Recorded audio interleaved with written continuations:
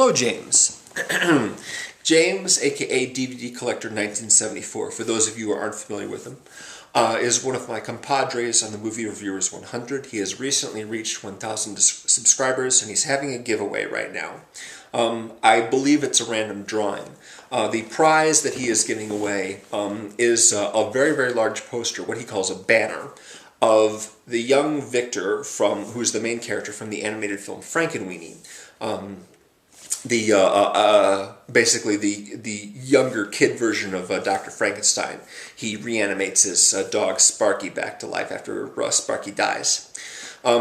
I wasn't really interested in the poster itself, the prize, so I'm not actually entering the contest itself, but I want to make a video because I wanted to, encourage more people to visit James' channel. The link to that contest video is in the description, of course, and I wanted to answer the questions that he's asking of anyone who, wants to participate. So his questions were, what's your favorite movie? What's your favorite TV show of all time? What movie and TV show would you like to live in? Now, this is an interesting question, so let me get the first two out of the way. My favorite movie changes sometimes. I can tell you the very best movie that I've seen of all time is Goodfellas by Martin Scorsese. But my favorite movie kind of depends on what movie it is that I've been thinking about.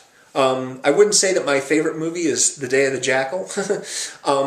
Of all time anyway, but that's the one that I've been thinking about the most because I just rewatched it recently and I like that movie a lot.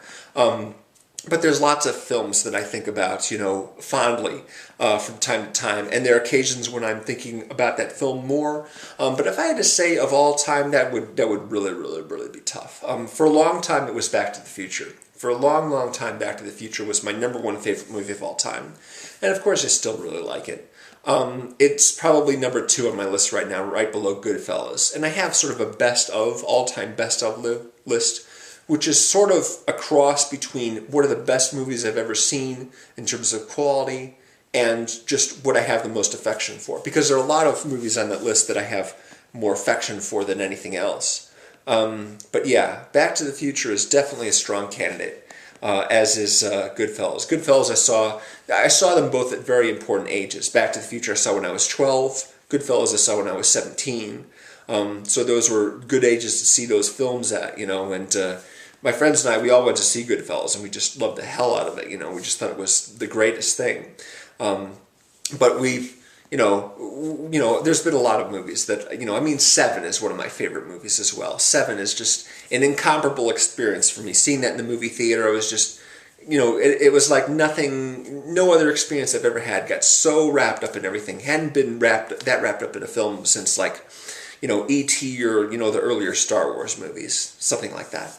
Anyway, my favorite TV show, that one I don't have to think hard about it all. That is most definitely Buffy the Vampire Slayer, which ran from about 1996 or 97 through 2003. Now, I didn't actually start watching the show until its 4th season, because I'd read about the episode in which No One Can Talk, called Hush, and it was around that time that I started paying more attention to it. And the 5th season, I watched the entire thing, and then the 6th season, and around the 6th season, I'm getting to the point where every single week I am breathlessly waiting for Tuesday night to come around because there's a new Buffy episode on, because so many of them were so great. There's a few clunkers, but for the most part, the batting average is extremely high. They're all very entertaining. The dialogue is very clever. There's lots of good twists. Of course, for those of you who are fans of Joss Whedon, you know all about, how incredible of a writer he is, how great he is at characters and stories and just all that stuff, Plus, of course, he's had big success now directing the Avengers. So many more people are big fans of him now because of that film, and that can't be a bad thing. He's got a new TV series, actually, this fall now. ABC just said, yeah, we're definitely going to be having the Agents of S.H.I.E.L.D. series on, and Joss is going to be overseeing that, so not a bad thing either. It's great to see him back on TV, and of course he's going to be doing the next Avengers movie, so it's all good. And he's done other series besides that, Dollhouse, Firefly, which is lots of fun. He did the Buffy spinoff Angel, he did Dr. Horrible, but Buffy is the one that I got more emotionally wrapped up in everything. There were at least 2 episodes that I was so utterly shocked by what happened, I actually cried myself to sleep that night. One was the the death of Buffy's mother. And then later on that same season, season 5, Buffy herself died. Of course, she was resurrected at the beginning of the next season. But you know, it was just, wow, really, really emotional. I got so involved in what was happening there. So yeah, that's definitely far and away my favorite television series. And of course, I've had other favorites over the years, and I have a few favorites of the ones I'm watching now, but nothing really compares to that one. Now, the second set of questions, this is tough. What film and what television show would you actually like to live in? Now, Claire said, when Claire made an all-response video to James, she said Star Trek. She wanted to live in Star Trek. And I'm like, that's a really good choice. I was actually considering saying, you know, the contemporary version of Star Trek, you know, because they've got all that great technology and medicine is amazing, you know, and it just seems like sort of the ideal version of our world. But I won't go with that one because she already did it. So instead I'll say the film that I would like to live in is Dazed and Confused. Dazed and Confused takes place on the last day of school in 1976. And the good thing about that is it's just one day. So you can live in that movie and not have to live in it for years at a time. It's just the one day right there. And the great part about it is since it's the last day of school, nobody's taking any tests or turning in a homework, anything like that. You go to school for a couple hours, you hang out with your buddies, you make plans for that night, and then you leave, you know, and you got the whole summer ahead of you, and that night is just basically one big party. You're going to hang out all night long, drink a lot of beer, smoke a lot of weed, listen to a lot of great tunes on the radio, drive around a lot, just hang and have a great time. And it's a bummer, of course, that cell phones didn't exist then, and you know, it's the clothes are a little funky. But how much fun would it be just to hang out with that whole gang and just chill? You know, it would be great. It would be such a fun time. You know, Jason London has this line in the movie. If I ever start referring to these as the best years of my life, remind me to kill myself. Well, you know, that day right there is a keeper, I think. You know, maybe all the other days in which you have to deal with teachers and parents and all kinds of other nonsense, you know, during the school year, yeah, those are not great days necessarily. But the last day of school, when all you're doing is just hanging out and, you know, getting buzzed and having a great time, you know, that's definitely a keeper for days. So that's a movie I wouldn't mind living in. Now, for television shows, when 1992 came out, when 1992, the year occurred, the first season of The Real World aired. The first season of The Real World was only like maybe 2.5, 3 months worth of episodes. Each episode was only about half an hour long, and it was a total of 13 episodes, I think. It's pretty short. And it wasn't a big house like they have now, and there weren't like vacations or games or special projects they had to do. Everyone was just basically living in this, you know, renovated loft in New York, just hanging out. And some of them had jobs, some of them had work and stuff that they were doing, so they would leave and do that, and they would come back again. It wasn't like some big adventure that they had orchestrated, that the producers of the show had orchestrated for them.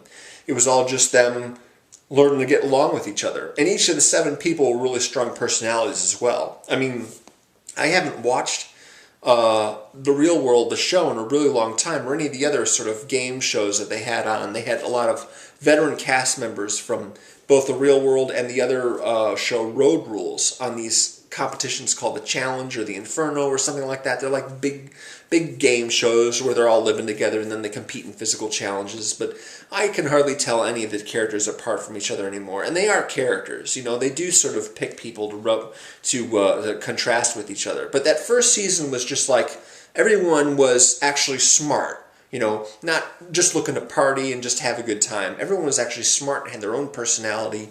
And for a long time after that show aired, and I still have every single episode on VHS. I compiled them all and I edited them onto 2 tapes, free of commercials, so it's like 2.5 hour films full of nothing but real world.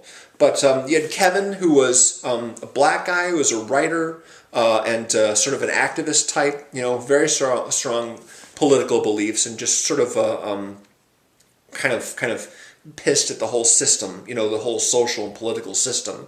You had Andre, who was sort of laid-back rocker type. He had his own band.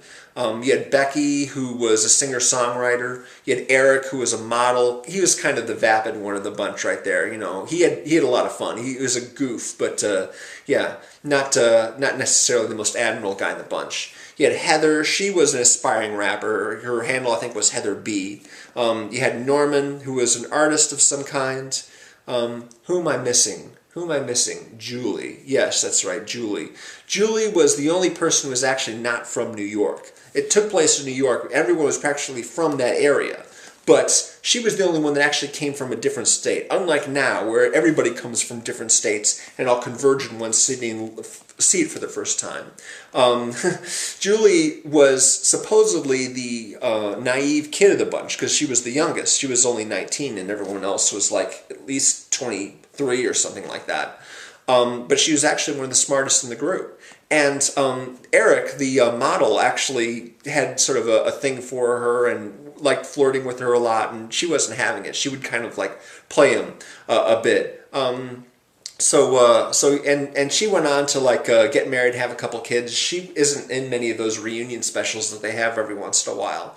But I always really liked her, and I just thought it would be great, you know. I always sort of fantasized when the first few years after that show came out about getting to live with those guys and just like hanging with them, because they're all so different from each other, but they each had their real strong personality. Anyway, yeah, so I guess that would be the show that I'd want to live in, you know, not necessarily an action thriller show or even a sitcom or anything like that, you know. I mean, I watched The Big Bang Theory, but I wouldn't want to live with those guys. You know, but those are the guys from the first Real World. Those I might want to live with. So anyway, those are my answers. Hope they're good. Hope you like. And if you haven't checked out James, please do so. Yeah, make a video of your own for his little contest there, a little giveaway. This one's for you, James, as you like to say. But you don't say James, of course, because you're always talking about other people. Later.